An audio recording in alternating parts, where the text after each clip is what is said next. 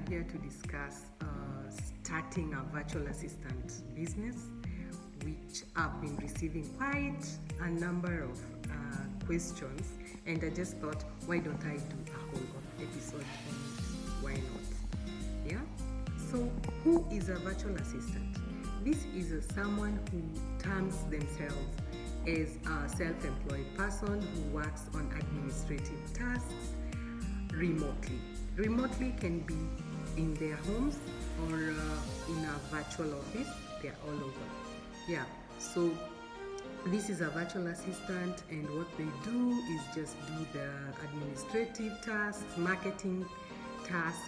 They also do graphic design, website creation, data entry, so much more. Now, what would you do to start your own virtual assistant business? Personally, I have been a virtual assistant for about 6 to 7 years now, and I do it alongside my full-time job, and it has been fulfilling, I can say so. So I can really highly recommend someone who wants to earn extra money to venture into it. What does someone do to get into this? Now, one, what you have to do first is assess your skill set. Do a SWOT analysis on yourself. What are you good at? What are your strengths? What are your weaknesses? Which opportunities can you grab? And what are the threats? Once you have established this, you can get into just concentrating on your strengths. And I would also recommend someone to learn extra skills, and this can be done online.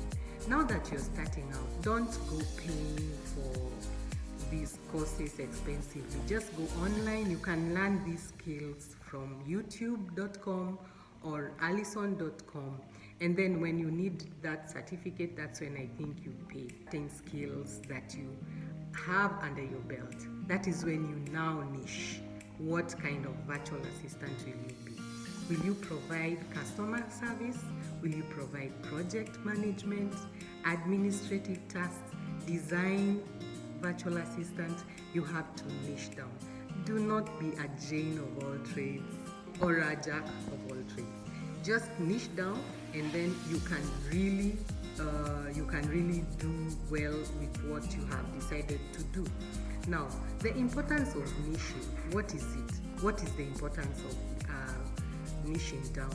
You specialize on one or two areas so that you perfect that area, and then you do a good job and you get referrals, yes, and good references.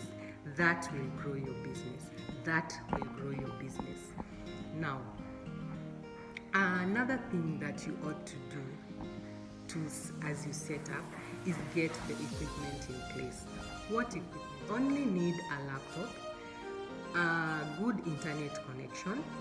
Maybe you can have headphones or headsets for your meetings, or for the calls you are supposed to do, and also softwares. If you are doing project management, make sure you have softwares for that. Graphic design, make sure you have design softwares. If you're doing video editing, make sure you have them in place. That is basically the initial setup. There are so many resources out there online, but some of them are paid for.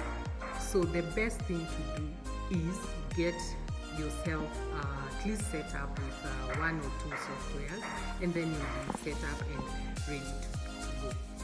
Now, number 3, how do you market yourself? By marketing yourself, you need to have an online presence.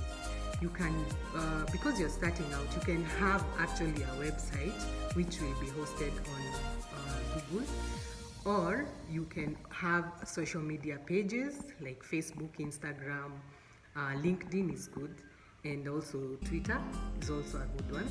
You can have this set up and then participate in Facebook groups.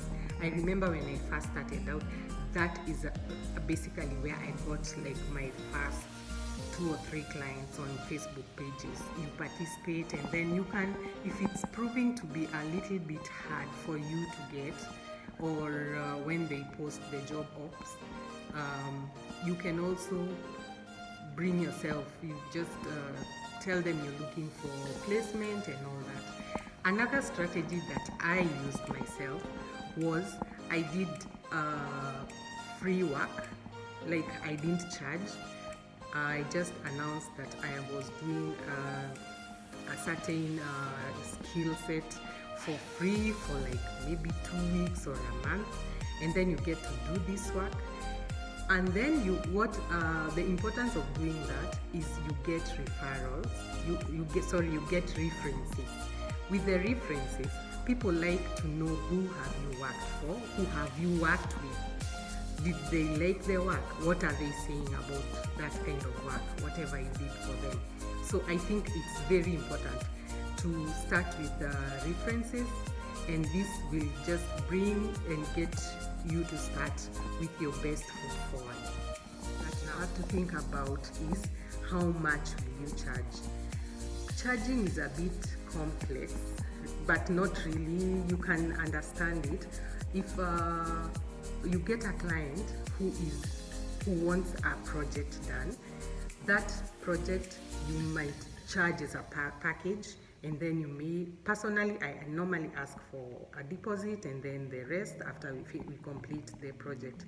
And then you might get clients who will engage you for maybe administrative duties for longer, like for 6 months, and they will pay you like a salary, I can say so. Most people in Kenya, they pay you after you work. They don't pay you before that. But you will find in the Western countries, they pay you before, and then for you to work. Remember, you are not an employee. As a virtual assistant, you are already a self-employed person. You have been employed by yourself. So you're the one telling this client how you like to work, how you like them to communicate with you, using which medias. Is it email, is it WhatsApp, is it phone calls, I would also encourage you to have, once you have a client in place, I would encourage you to have like a contract or an agreement that will manage both your expectations and deliverables. It stipulates the deliverables, the deadlines, the terms of service, the terms of payment. Are you being paid monthly or on a fortnightly? Yeah, I think it's a good way to start with a contract, because it eliminates awkwardness and ambiguity. If you want it to grow, I would encourage you to look for a good name for it, a professional name, and you can also reserve that name. If you're in Kenya, you can go to eCitizen, do a name search, ecitizen.go.ke, do a name search and pay some amount for reservation, just in case your business grows and reaches a certain level, you don't find it already with someone else. An extra way of marketing your business is using networking platforms. You can go for networking events, both online. There are webinars which are online, there are physical ones. You can also pitch yourself to family members. They say charity begins at home, so you can start with home first, and then at least to get your name out there and your foot out there and your skills, to just get you out there, which will also boost your confidence somehow. So let me know down in the comment section below if this was helpful, if it's something you want to listen to. I will be discussing multiple channels of income and making money online. It doesn't matter if you are already an entrepreneur or a side hustler who's looking to make an extra shilling on the side, or someone who is just trying to get out of their full-time job, 9 to 5, and the commuter hours and fares and all that. This model will work it has worked. I've seen people it has worked for. If you want to listen to such content and learn, you're in the right place. Like, subscribe, hit the notification bell, and you'll be notified every time that I upload an episode. Back to the virtual assistant business.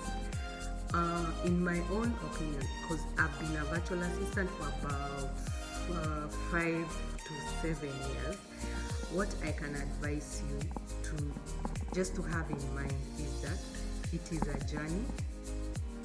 It takes time and effort. It needs dedication.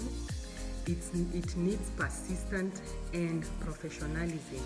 And with that, I can assure you, you will build a very successful virtual assistant business for you, for yourself. This virtual assistant model can work for people who don't have a full-time job, stay-at-home moms, and someone who just wants to make money on the side, right? Yeah. So if you need any more advice, guidance, and mentorship towards this, I can do that for you. I have left my email down in the description box below. Just drop me a line, and then we'll get to it from there. Let me know which other content you want to listen to, and then take it from there. I'll do my